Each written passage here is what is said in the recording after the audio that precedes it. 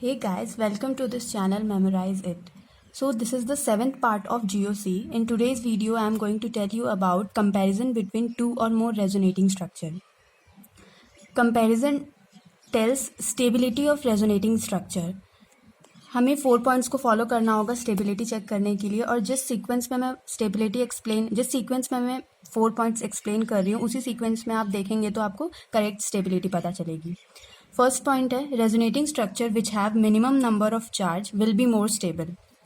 जिस resonating structure पे minimum number of charge होगा वो ज़्यादा स्टेबल होगा. फॉर एग्जांपल, इस रेजोनेटिंग स्ट्रक्चर में कोई भी चार्ज प्रेजेंट नहीं है, लेकिन इस स्ट्रक्चर में 2 चार्ज प्रेजेंट है, ऑक्सीजन पे पॉजिटिव चार्ज और कार्बन पे नेगेटिव चार्ज. तो फर्स्ट रेजोनेटिंग स्ट्रक्चर ज़्यादा स्टेबल है as comparison to second resonating structure. Second point is when charge become equal, then resonating structure which have maximum number of pi bond will be more stable. अगर 2 resonating structure में charges same given है, हमें equal charges given है, तो हम comparison कैसे करेंगे? तो वहाँ पे हमें नंबर ऑफ पाई बॉन्ड्स देखने होते हैं. जिस रेजोनेटिंग स्ट्रक्चर में मोर number of pi bonds present होंगे वो मोर स्टेबल होगा. इस एग्जाम्पल में यहाँ भी कार्बन पे पॉजिटिव चार्ज प्रेजेंट है और यहाँ भी इस रेजोनेटिंग स्ट्रक्चर में पॉजिटिव चार्ज प्रेजेंट है. तो चार्जेस तो सेम हो गए, यानी फर्स्ट पॉइंट से हम इसका कंपैरिजन नहीं कर सकते हैं. तो हमें नंबर ऑफ पाई बॉन्ड्स देखना होगा. यहाँ पे एक पाई बॉन्ड प्रेजेंट है और यहाँ पे कोई भी पाई बॉन्ड प्रेजेंट नहीं है. तो सेकेंड स्ट्रक्चर ज़्यादा स्टेबल है as comparison to first. Third point is if both factors charge and pi bond become equal then we consider charge location. अब हमारे अगर दोनों फैक्टर्स चार्ज और पाई बॉन्ड वाले फैक्टर्स सेम हो जाते हैं किसी रेजोनेटिंग स्ट्रक्चर में, तब वहाँ पे हम कंपैरिजन करेंगे चार्ज लोकेशन के बेसिस पे. We will find where is positive and negative charge. More electronegative पे नेगेटिव चार्ज स्टेबल होते हैं एंड लेस इलेक्ट्रोनेगेटिव पे पॉजिटिव चार्ज स्टेबल होते हैं.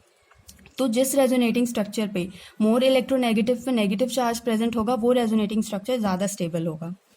For example, first resonating structure में ये जो नेगेटिव चार्ज है वो लेस इलेक्ट्रोनेगेटिव एटम कार्बन पे प्रेजेंट है, तो ये तो अनस्टेबल हो गया रेजोनेटिंग स्ट्रक्चर.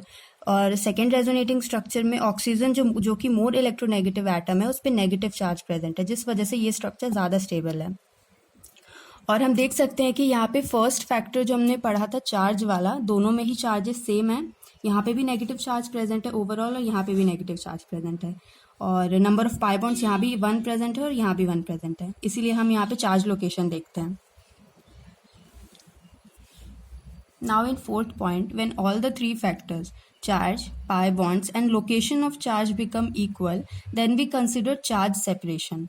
अब अगर तीनों ही फैक्टर्स हमारे सेम हो जाते हैं, चार्ज, पाई बॉन्ड और लोकेशन ऑफ चार्ज, तो हम कंपैरिजन करेंगे चार्ज सेपरेशन के बेसिस पे. That is, opposite charge should be at minimum distance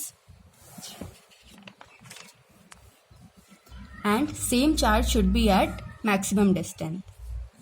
इस एग्जाम्पल में देखते हैं, यहाँ पे पाई बॉन्ड भी दोनों में सेम प्रेजेंट है, यहाँ भी 1 है, यहाँ भी 1 है. चार्जेस भी सेम है, पॉजिटिव नेगेटिव, और मोर इलेक्ट्रोनेगेटिव एटम पे नेगेटिव चार्ज प्रेजेंट है. इस स्ट्रक्चर में भी मोर इलेक्ट्रोनेगेटिव एटम ऑक्सीजन पे नेगेटिव चार्ज प्रेजेंट है और लेस इलेक्ट्रोनेगेटिव एटम पे पॉजिटिव चार्ज प्रेजेंट है. तो ये तीनों फैक्टर्स तो सेम हो रहे हैं. यहाँ पे हम इनका चार्ज सेपरेशन देखेंगे. Same charges should be at maximum distance and opposite charges should be at minimum. ये दोनों ऑपोजिट चार्ज है तो ये मिनिमम डिस्टेंस पे होने चाहिए. इस स्ट्रक्चर में ये मिनिमम डिस्टेंस पे प्रेजेंट है और इस स्ट्रक्चर में ये दूर प्रेजेंट है, तो ये स्ट्रक्चर ज़्यादा स्टेबल हो जाएगा सेकेंड स्ट्रक्चर के कंपेरिजन में. So this was all about comparison between 2 or more resonating structure. Thank you so much for watching this video. Please like, share and subscribe it.